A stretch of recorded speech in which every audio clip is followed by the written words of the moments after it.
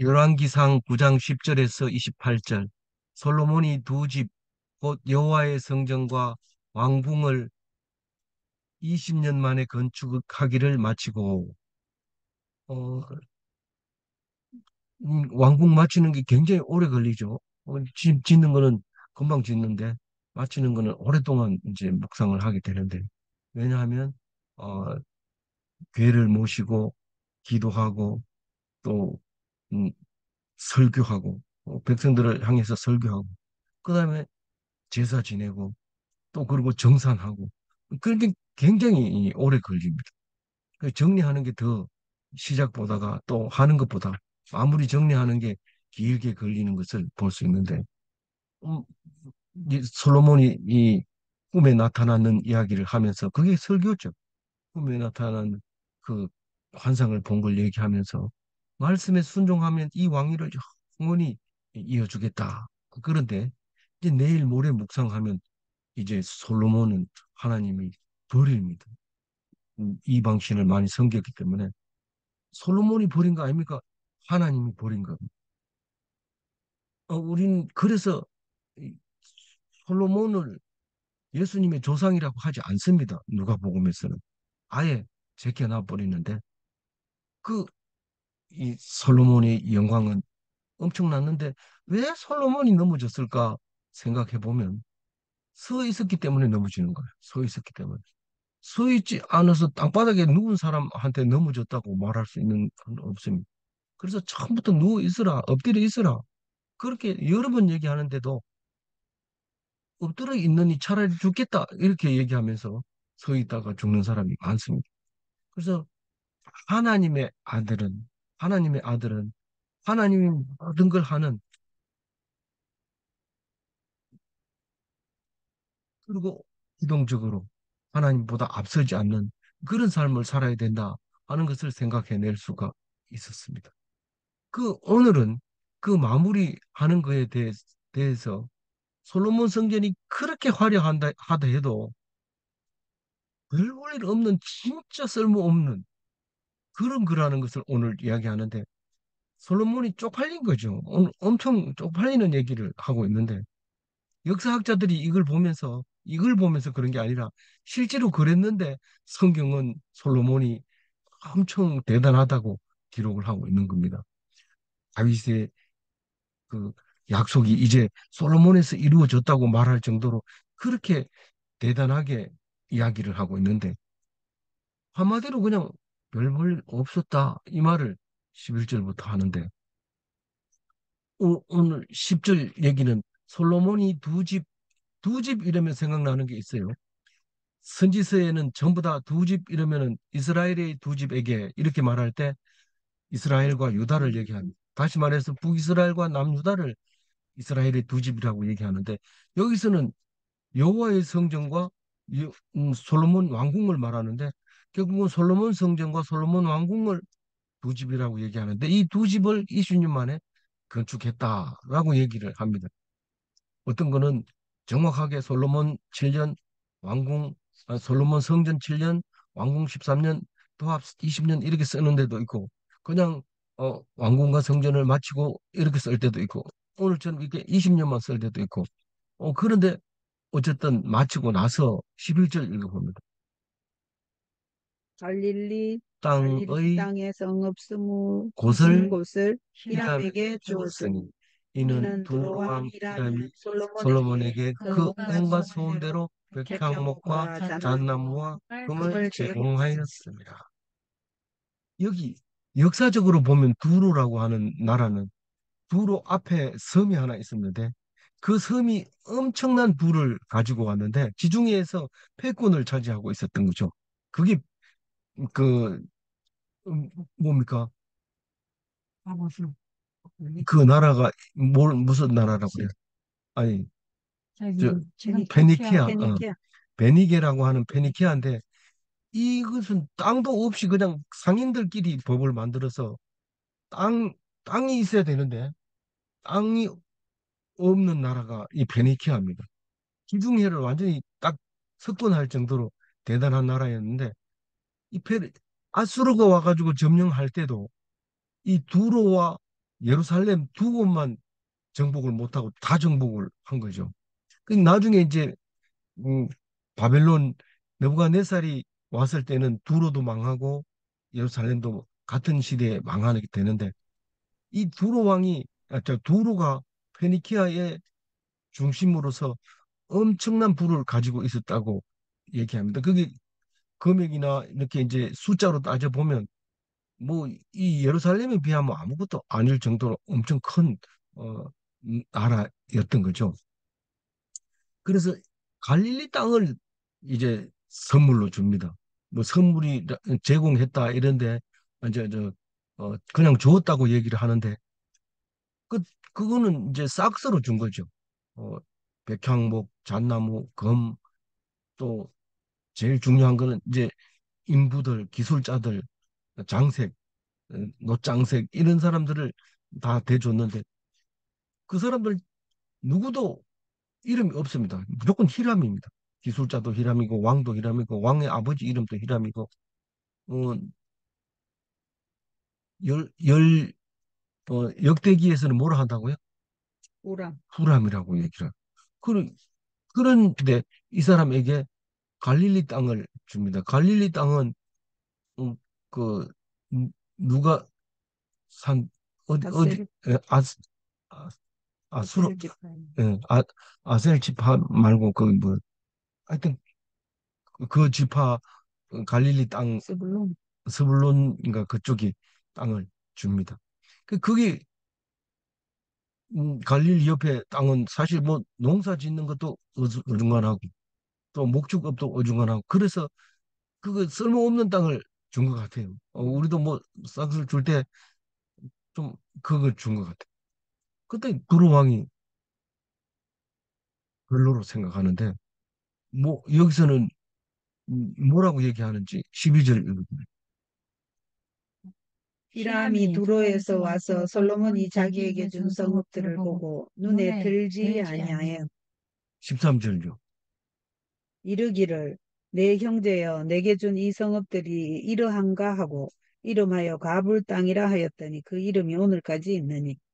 그러니까 사실 지금 두루 왕이 엄청 잘 살고 솔로몬이 뭐 성전 짓는다고 하니까 대줬는데 솔로몬 입장에서는 기가 막히게 최고로 제일 잘 보내줬는데 두루 입장에서는 사실 두루는 백향목으로 나라가 이제 다른 건 몰라도 특산품이 하나 딱 그거밖에 안 나는 백향목이 있다 보니까 그 레바논에서 그걸 가지고 있다 보니까 이 무역이 자연적 거기서 시장이 형성되는 거예요.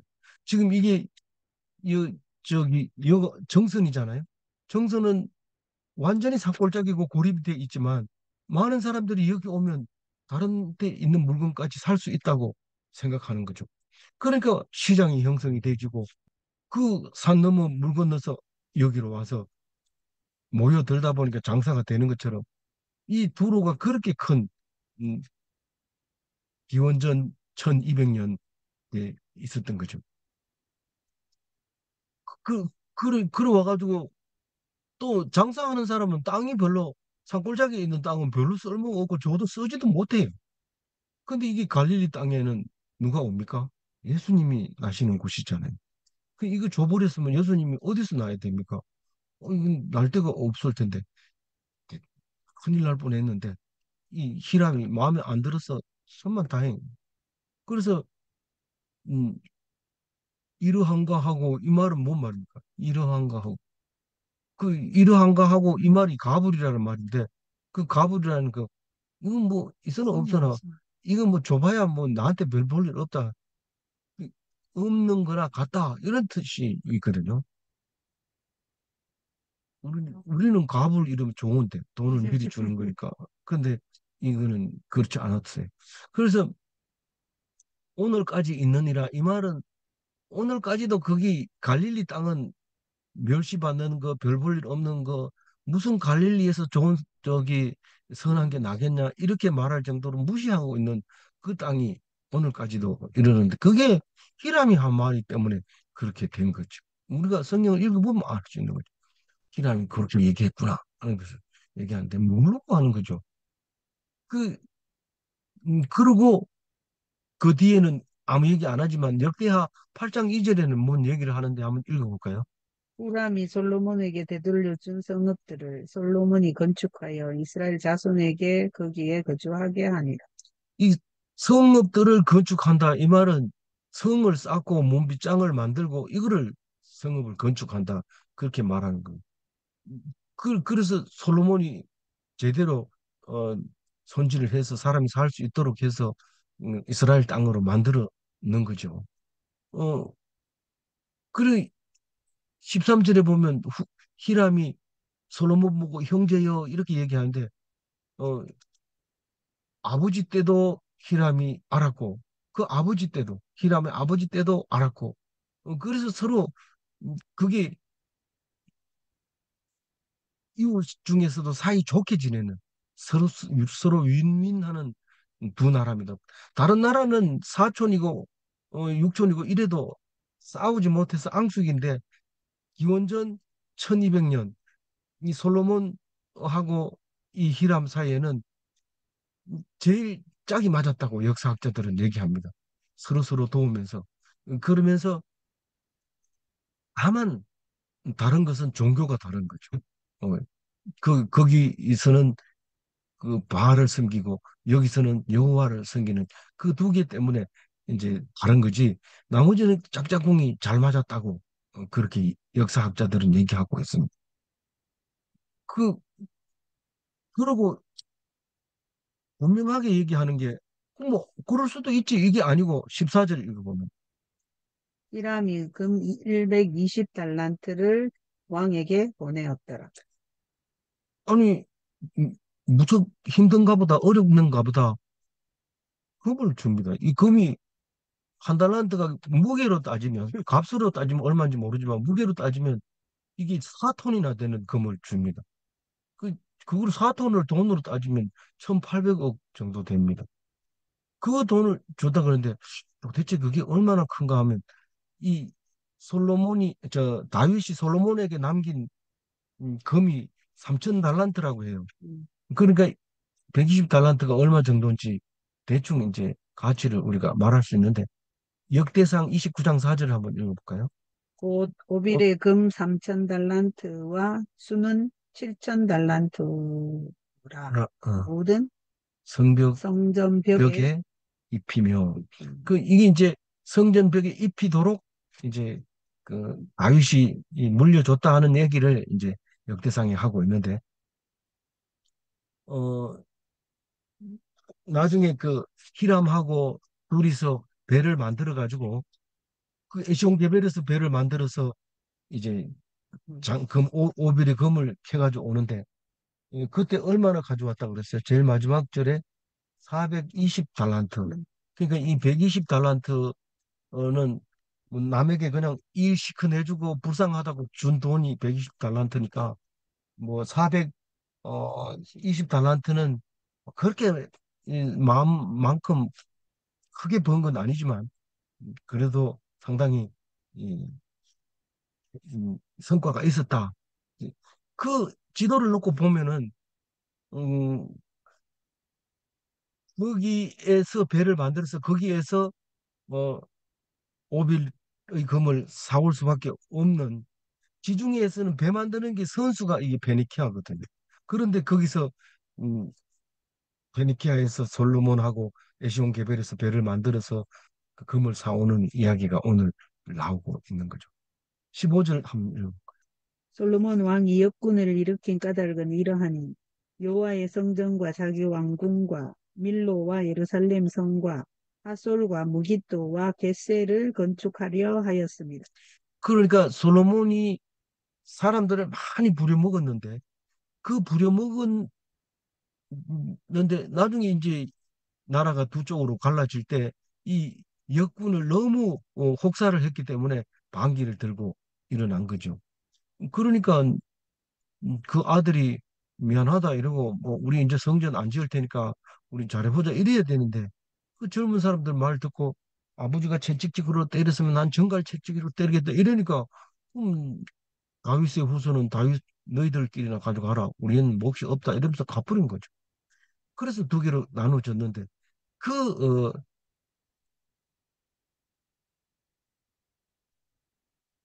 그 지은 것이, 그 지은 것이 뭐냐면은 제일 첫 번째로 솔로몬 솔로몬 성전, 두 번째는 솔로몬 왕궁, 밀로 밀로라고 했는데 이 밀로가 이 어디냐 하면 예? 주랑 아니 밀로가 어 다윗성 북동쪽에 있는 이 언덕이에요. 언덕인데 양쪽에 그냥 그 여기 뒤에 몇 절에 나오냐?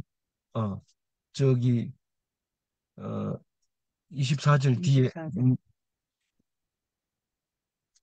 24절 밀로게 뒤에, 뒤에 뭐가 역대하 8장 예, 11절 11절 예, 이거 솔로몬이 바로의 딸을 데리고 다윗성에서부터 그를 취하여 건축한 왕궁에 이르러 이르되 내 아내가 이스라엘 왕 다윗의 왕궁에 살지 못하리니 이는 여호와의 괴가 이룬 곳은 다 거룩함이니라 하였더라. 그 다음 그 사무엘 하 5장 9절 5장 9절 다윗이 그 산성에 살면서 다윗성이라 이름하고 다윗이 밀로에서부터 안으로 성을 둘러싸으니라. 이 밀로 이야기, 밀로라는 말을 쓴 게 다윗성을 지을 때 제일 처음에 쓴 거거든요.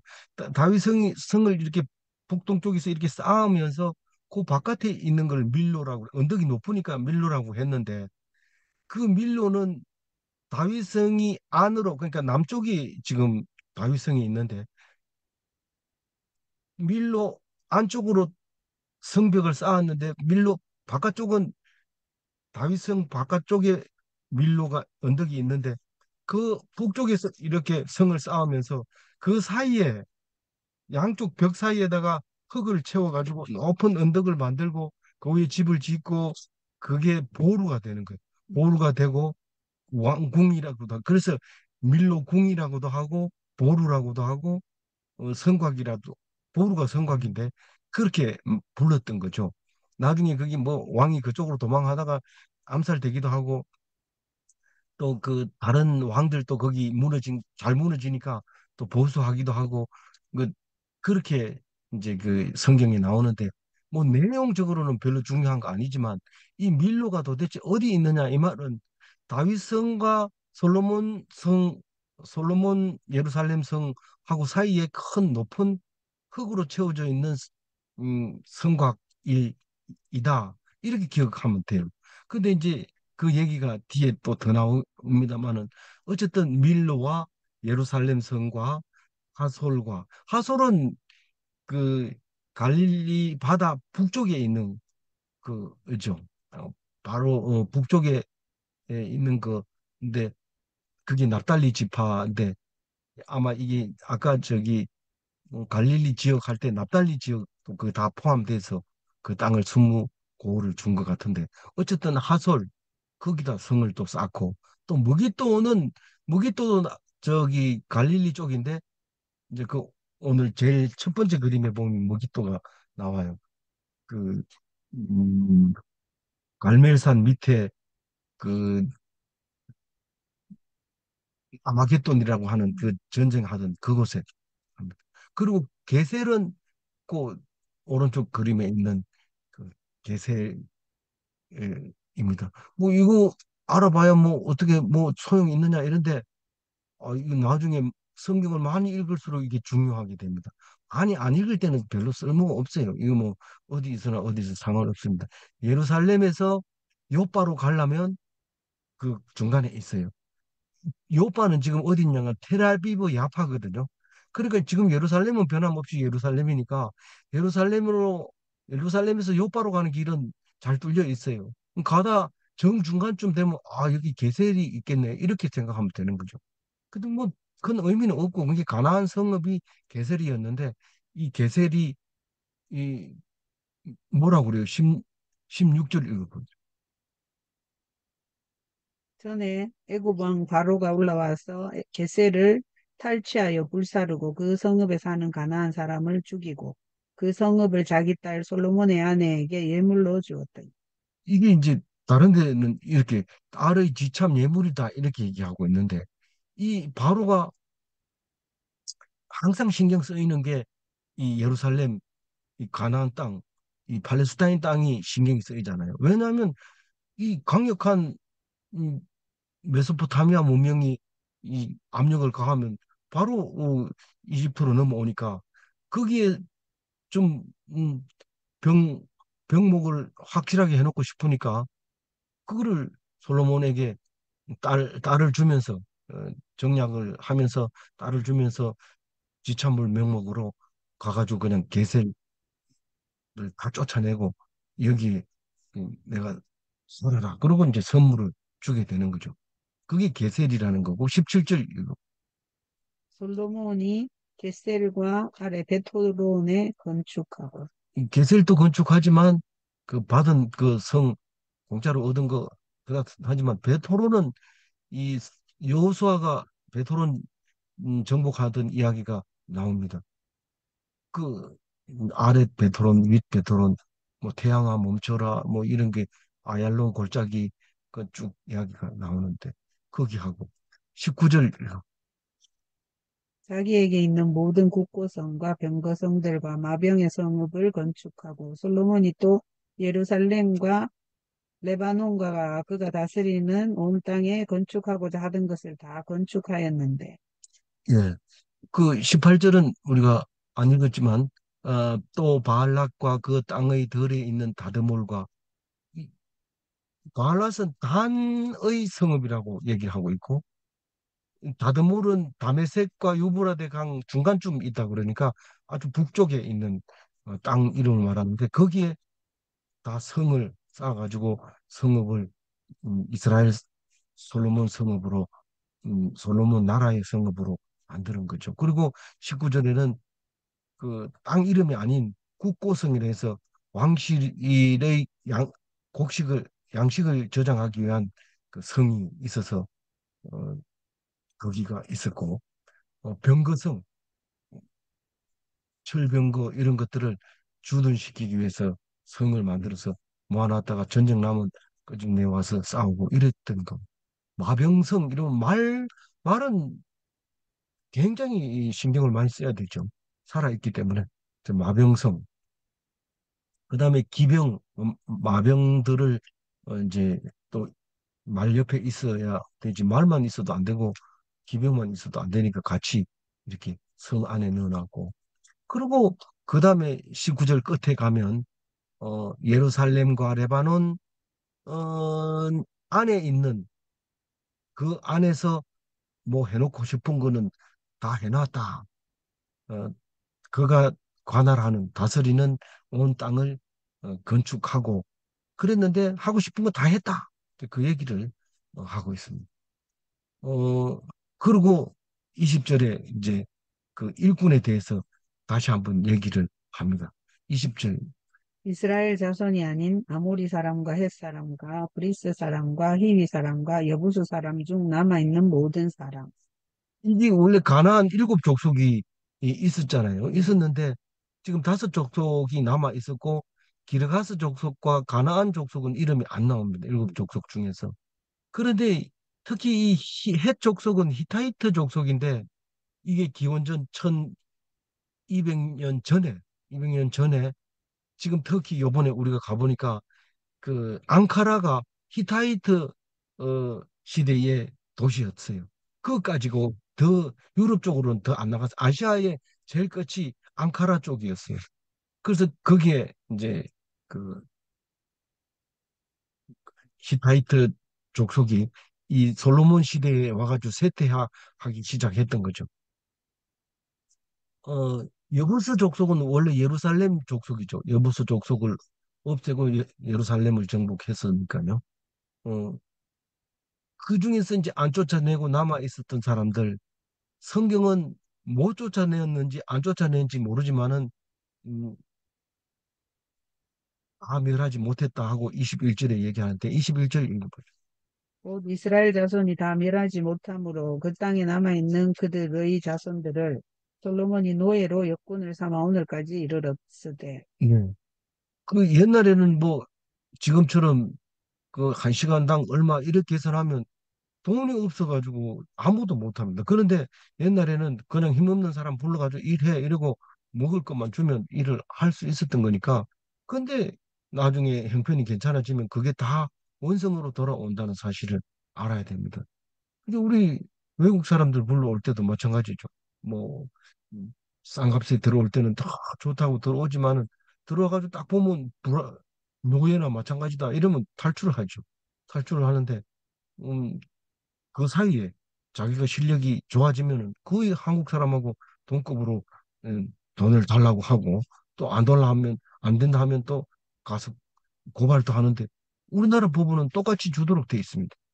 똑같이 주도록 해도 한국 사람은 일 안 하고 외국 사람은 일하니까 똑같이 준다 해도 우리는 그게 필요한 거거든요. 그래서 음, 그렇게 되어져 가고 있는 건데 그 남아 있는 사람들은 솔로몬이 이 역군으로 썼다. 이 말은 왕이 이 히브리인이니까 다른 나라 족속은 힘을 못 쓰죠.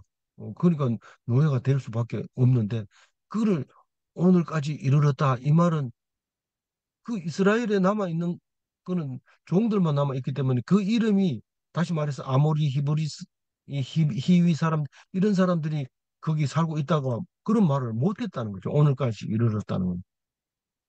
거긴 이스라엘 사람만 사는 동네다. 그럼 2차 대전 전까지 20년 동안은 어떻게 되냐?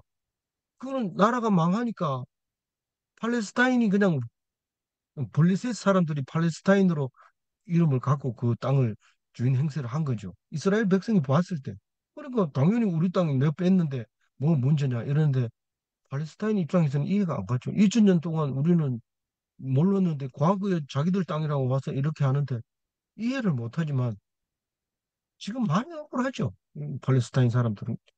그냥 우리가 멀리 있다고 생각하니까 그렇지 자세히 들어가 보면 이스라엘이 지금 엄청 팔레스타인을 압박하고 그냥 힘들게 하는 것을 볼 수 있습니다.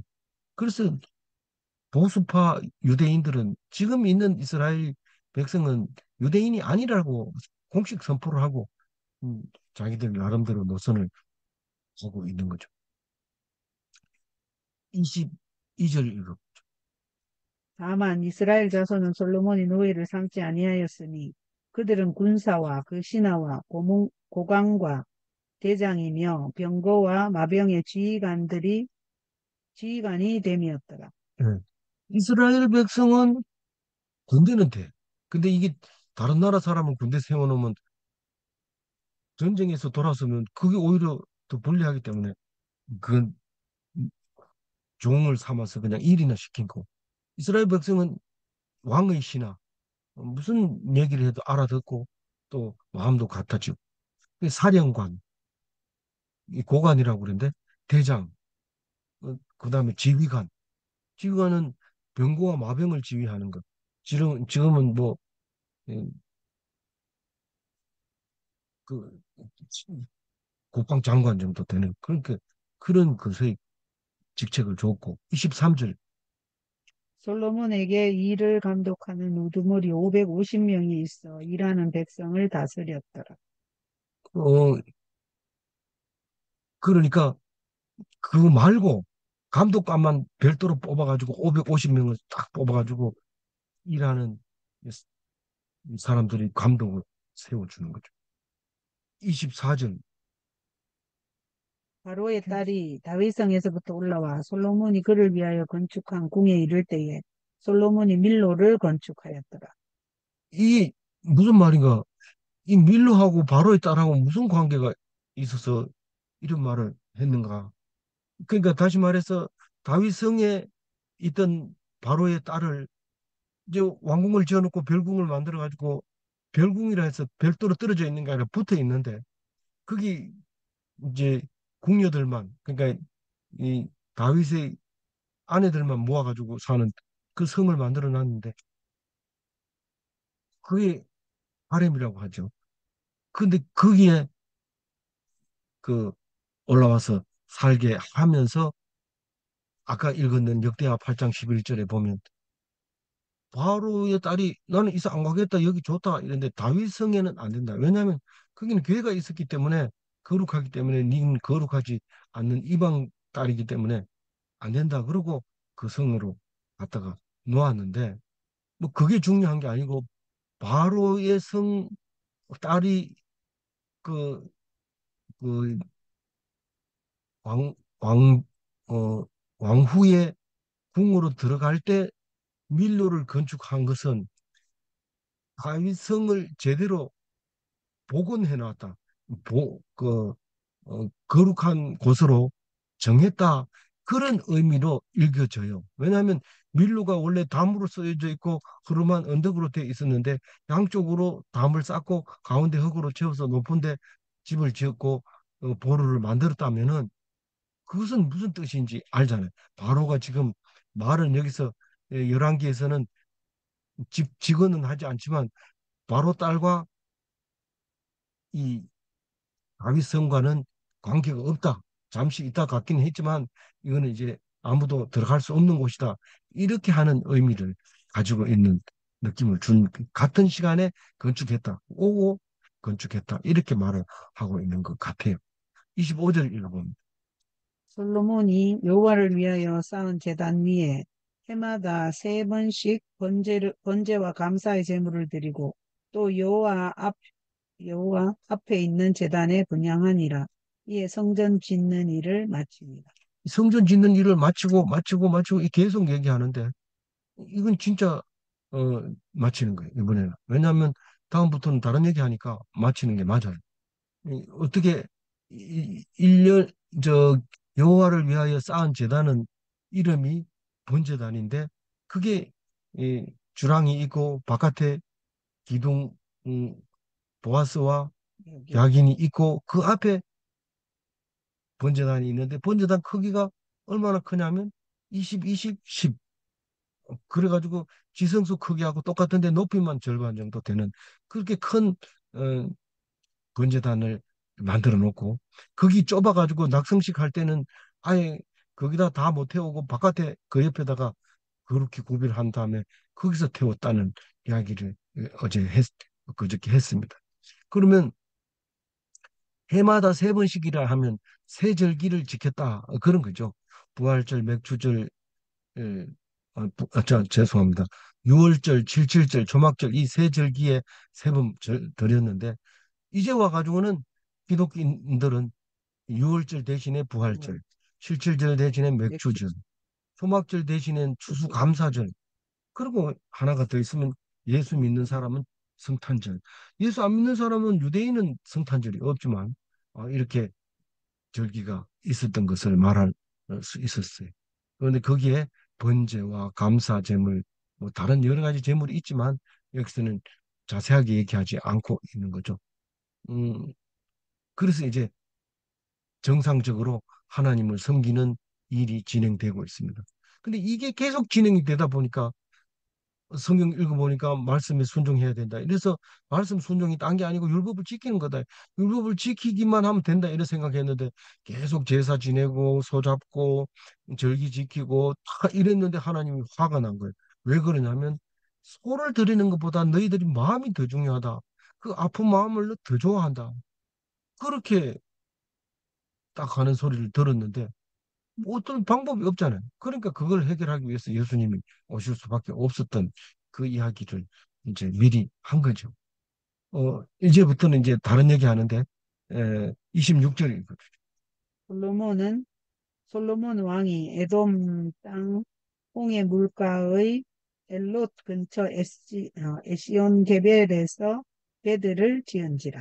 지금 한번 이집트 쪽에서 어, 이스라엘로 들어가 보면, 거기 하바 국경이라고 있습니다. 그거 가면 가방 싹 열어가지고 싹 뒤져보고, 그리고 통과시키는데 시간도 오래 걸립니다.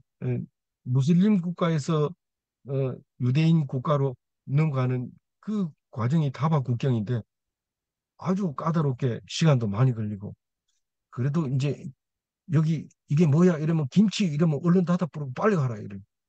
그만큼 거기 사람들이 한국 사람이 많이 지나가는데 김치라고 뭐지 하고 들여다보다 터졌는 것 같아요. 그다음부터는 김치라만 무조건 통과하는 그곳이 이제 다바인데 거기가 이제 에일랏이라고도 하고 창세기에서는 엘라라고 하고 어, 에시온 게벨이라고도 하고 거기가 수에즈 저 아카바만인데 수에즈만과 아카바만을 홍해라고 그러는데 그 저기 오만까지 다 홍해라고 그러는데 Y자로 돼 있죠. Y자로 돼 있는데 이 아카바만은 수에즈만과 반대편에 Y자로 돼 있는 거죠. 그래서 쭉 가게 돼 있는데 거기서 배를 만들었어요. 거기서 배 만들려면 그 지중해하고 거기하고는 거리가 굉장히 멀죠. 이 수에즈만을 안 만들면 아프리카로 돌아와야 되는데 적도를 지나서 남반구로 갔다가 다시 올라와야 됩니다. 그래서 그 사람들이 이해를 못 합니다. 거기를 지나가면 해가 남쪽에서 또 있어 이러면서 깜짝 놀라는데 그러면 안 가본 사람은 거짓말 한다고. 해가 어떻게 남쪽에서 떠냐 이런데 가봐야 아는 거죠. 그만큼 음, 아프리카 남아공으로 돌아서 희망봉을 돌아오려면 굉장히 멀게 돌아야 되는데 이 수에즈만을 통과하면은 바로 어, 인도도 갈 수 있고 페르시아도 아프리카 아랍 여기 다 갈 수 있습니다. 그래서 이 페니키아 무역 지중해 무역의 그 대가 베니게 상인 이 두로 왕 히람은 배 만드는 거 배 움직이는 거 마도로스 이런 거 다 가지고 있는데 이 사람이 여기 와가지고 배를 솔로몬하고 만들게 되는 거죠. 27절 읽어보죠. 히람이 자기 종 곧 바다에 익숙한 사공들을 솔로몬의 종과 함께 그 배로 보내매. 그 배 만드는 대로 보내면 그 만들어 가지고 그 배로 어, 금을 사라고 보내는데 28절 읽어보죠. 그들이 오빌에 이르러 거기서 금 420달란트를 얻고 솔로몬 왕에게로 가져왔더라. 그 오빌이라는 것은 지명이 아닌 것 같아요. 아랍도 가서 사왔고 아프리카도 갔고 페르시아도 거기 이제 페르시아만으로 들어가는 거죠. 아랍을 빙 돌아서 그리고 인도도 가고 그래서 이 지역 전체가 오빌일 수 있는데 오빌의 금이 그렇게 좋다 이랬는데 오빌이라는 땅이 금이 좋은 게 아니고 그 중에서 제일 사온 것 중에서 제일 순도가 높은 게 오빌이 아니 순도가 높은 게 나올 수 있으니까 오빌의 금은 인정을 해준 거죠. 그래서 거기서 금을 가져왔더라. 이런 얘기가 있고 어, 다른 성경에 보면 또 다른 왕이 또 이렇게 흉내 내다가 배가 파손해서 쫄딱 망하는 이야기가 또 나오죠. 그, 어, 그래서 지금은 수혜저만이 있어서 그 배상만 좀 통관세만 좀 비싸게 내면 나머지는 꼭 지중해에서 만들어 가지고 얼마든지 이쪽으로 넘어올 수 있고 지금도 기름도 이런 것들이 다 그걸 통해서 오기도 하고 그 페르시아만을 나오는 거 아닌 기름은 페르시아만이 나오는 게 예, 제일 많이 나온다는데 한 30%밖에 글로 안 나온다고. 우리가 쓰는 기름이 페르시아만을 통과하는 게 한 30%가 글로 나온다고. 나머지는 여기 이 여기 그 수에즈만으로도 오기도 하고 다른 데서 오기도 하고 그렇게 오는 것 같아요. 아무쪼록 우리가 솔로몬의 이야기를 들으면서 솔로몬은 나중에 이렇게 참 멋진 왕이 왜 하나님한테 인정을 못 받았을까? 그게 뭐예요? 세상 왕하고 똑같은 고관이 돼서 넘어진 거예요. 넘어진 거.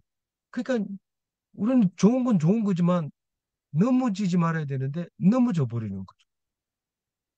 다윗은 왕이면서도 그냥 바닥에 엎드려 있어서 넘어질 데가 없었던 거고 솔로몬은 엄청 자랐는데 자랐기 때문에 넘어질 수밖에 없습니다. 하나님의 아들, 하나님을 아버지라고 부르는 사람은 높아지는 거 좋아해서는 안 됩니다. 솔로몬 부럽고 또 다 인정하지만 그러나 높아지면 넘어질 수밖에 없다는 것을 기억하고 오늘 또 하나님 앞에 참 힘들고 어려운 것을 감사하고 높아지지 않은 것을 감사하는 오늘 하루 되시기 바랍니다. 네. 예. 11절 앞에 그 잠깐 읽고 정리하겠습니다. 읽어주세요. 갈릴리 땅에 성읍 20곳을 히람에게 주었으니 이는 두 왕 히람이 솔로몬에게 그 온갖 소원대로 백향목과 잣나무와 금을 제공하였습니다. 네. 이, 이 갈릴리 성읍을 줬으면 그 예수님이 태어나는 귀한 땅인데 그거를 몰라보고 반납을 했으니 우리는 참 감사하죠. 그래서 우리는 우리 좋은 것을 알아볼 수 있는 사람이 누굴까? 어리석은 자는 좋은 것을 좋아하지 못합니다. 좋은 거 줬는데도 딴 데 보고 있고 남의 떡이 큰 것으로 자꾸 보고 있고 그런 거죠. 그게 어리석은 거죠. 근데 복이 있는 자는 귀한 것을 복 있는 자는 귀한 것을 모르는 귀한 줄 모르는 줄 아는 자입니다. 귀한 것을 귀한 걸로 알지 못한. 예, 복 복 있는 있는 자는 자로 이렇게 귀한 것을 알아보고. 아는 자, 귀한 것을 아는 자입니다. 죄송합니다. 여러 번 읽어도 자꾸 이렇게 어떻게 나오지? 복 있는 자는 귀한 것을 아는 자. 그게 복 있는 자다. 귀한 게 뭔지 아느냐? 알면은 복이 있는 거. 걔는 거룩한 것을 싫어하는가? 걔는 싫어. 돼지에게 진주를 던지면 싫어하는가? 싫어한다고 조심하라고 그래. 기도하겠습니다. 하나님 감사합니다. 우리에게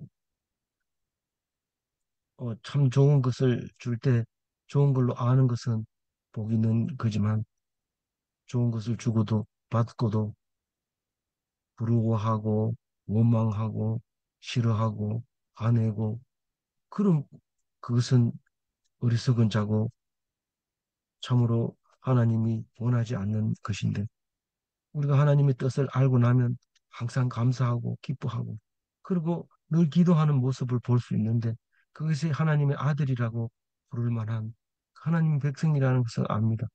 우리가 감사하게 하시고 기뻐하게 하시고 기도하게 하여 주옵소서. 하나님께서 온전하게 하여 주실 줄 믿사옵고 감사하며 우리 주 예수 그리스도 이름으로 기도 올리옵나이다. 아멘.